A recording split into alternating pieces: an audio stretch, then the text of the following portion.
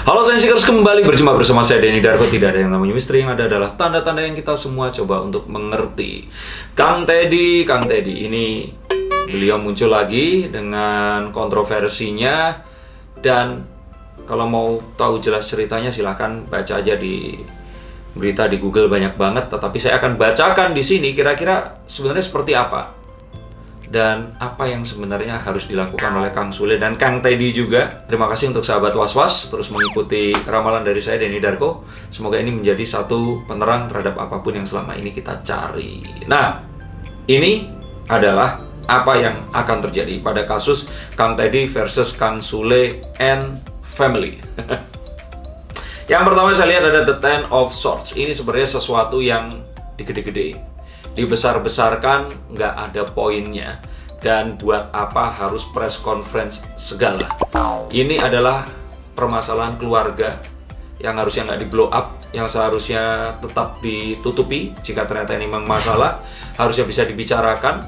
Dan bukan satu hal yang besar sepertinya untuk, ini kayak miliarder terus kehilangan duit 10 juta gitu. Itu nggak masuk akal. Jadi seharusnya ini bisa diselesaikan tanpa harus sebesar ini exposure-nya. Dan kalau saya lihat seperti ini kayaknya nggak cuman niatnya menyelesaikan saja, tetapi pasti ada niat yang lain yang saya nggak berani bilang. Tetapi bisa saja, ya apa bisa karena udah nggak sanggup mengurusi anaknya ya, sehingga ada baiknya kalau nanti ini berakhir udah anaknya biar di urus sama saudara-saudara tirinya. Tetapi saya nggak bisa ngomong begitu karena yang memang saya lihat di sini ini satu permasalahan yang harusnya permasalahan keluarga, nggak usah diheboh-hebohin sampai semua orang tahu permasalahan ini. Nah, mengingat ini juga sepertinya memang ya tujuannya bukan itu. Ada sesuatu yang lainnya yang sepertinya sedang dikerjakan di sini. Karena kenapa sampai harus bikin press conference, harus bikin video ya, saya bilang ya di sini, yang sampai kalau mau ngomong sama Kang Sule rumahnya juga jelas di situ, Iki juga di YouTube muncul terus, di TV juga ada gitu, tahu juga tinggalnya di mana, putrinya juga ada di mana. Saya pikir sih itu kalau misalkan ada orang ngutang nggak ketemu terus bikin pencarian ya wajar. Tapi ini tadi, motifnya apa itu masih belum jelas, tapi yang pasti motifnya bukan uang. Maksudnya bukan arahnya ke sana. Karena dia tahu kalau mengejarnya ke sana, dia nggak cukup gila untuk berpikir bahwa dia akan menang. Nah, sakit hati udah pasti. Ada satu hal yang terus kemudian menjadi latar belakang ini semua. Mungkin dia berpikir tadinya harusnya ini berending indah, tapi ternyata malah seperti ini kondisinya. Dengan Teh Lina ternyata pergi. Nah, tapi ini jelas ada sakit hati. Ada satu keinginan yang nggak tercapai, terus kemudian ingin dilampiaskan kepada seseorang yang dianggap bersalah tentang itu tadi.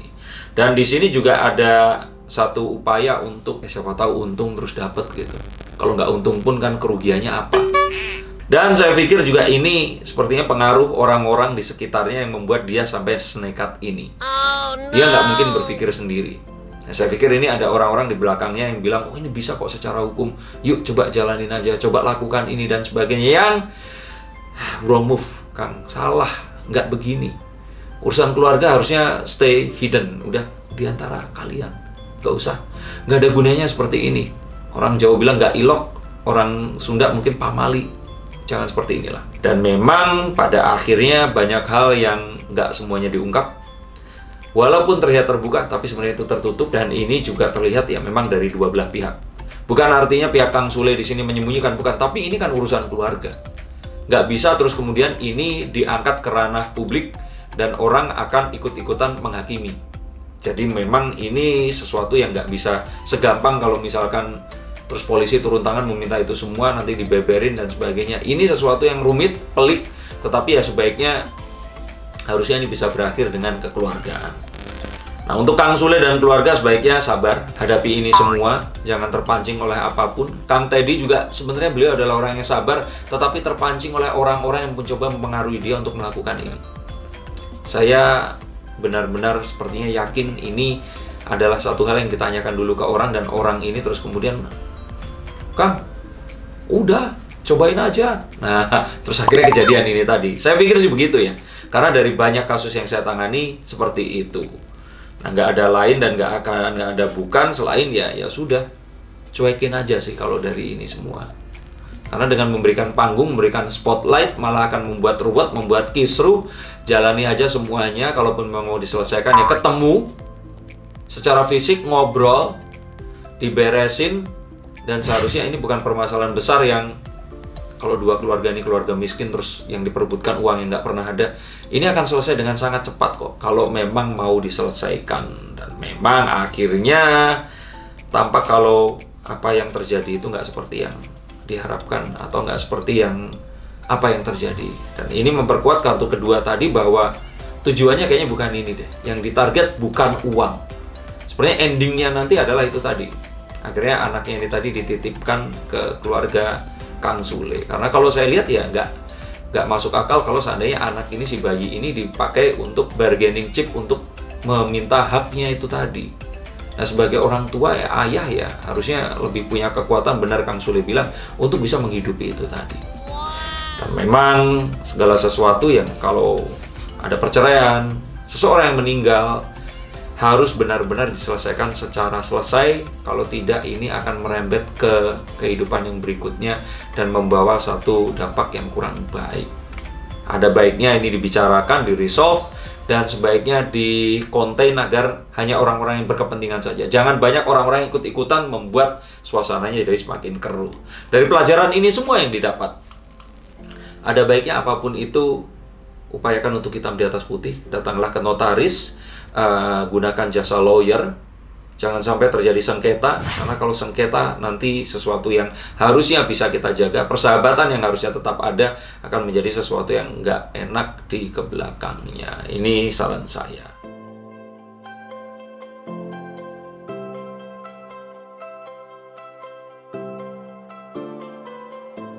Saya kira Kang Sule seorang yang besar hati.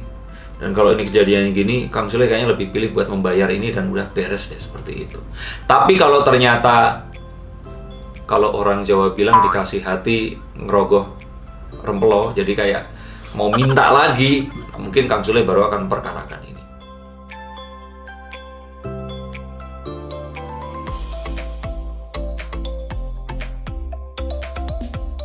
Seperti yang saya lihat, ini semua terjadi gara-gara, wah happy banget ya, Kang Sule terus nikah, dapat DJ muda, seksi, mualaf, terus maksudnya akhirnya mengikuti agamanya, happy, ikinya juga semakin tenar gitu. Terus karena sakit hati ini terus kemudian dia, mana kok rasanya gue ditinggalin gitu loh, malah dititipin anak ini gitu. Nah karena ini terus kemudian dia cukup, ya saya bilang ini di luar nalar ya, karena yang dilakukan ini sesuatu yang bukan masalah tuntutannya ya. Kalau tuntutan semua orang boleh mengaku bahwa secara hukum dia sah, dia memiliki satu alibi atau satu latar belakang penuntutan, semua orang bisa melakukan itu.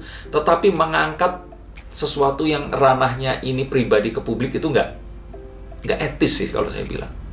Jadi ya seharusnya kalau ini sih nggak sampai tengah tahun depan ini akan selesai.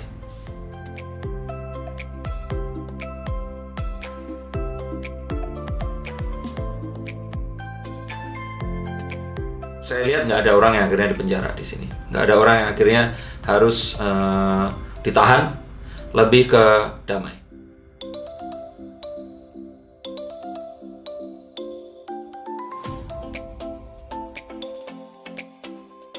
Memang kalau saya bilang ya memang dia pansos. Karena kalau enggak ya, itu tadi loh. Saya pernah ke rumahnya Kang Sule. Jarak 5 kilo dari rumahnya Kang Sule juga orang-orang tahu rumah Kang Sule itu di mana gitu. Dia tinggal datang aja, ngobrol gitu. Dan saya pikir itu bisa diselesaikan. Kang Sule juga bukan tipikal orang yang pelit. Saya banyak diceritain orang-orang yang dapat bantuan dari Kang Sule. Seharusnya ini bukan permasalahan, apalagi mengingat Teh Lina memberikan anak yang luar biasa, dan terus kemudian ada darah daging Teh Lina juga yang bersama Kang Teddy. Kang Sule nggak cukup melupakan itu gitu loh. Harusnya Kang Sule sih akan dengan sangat helpful membantu ini. Tapi ya makanya tujuannya bukan duit, tujuannya mungkin pansos itu tadi.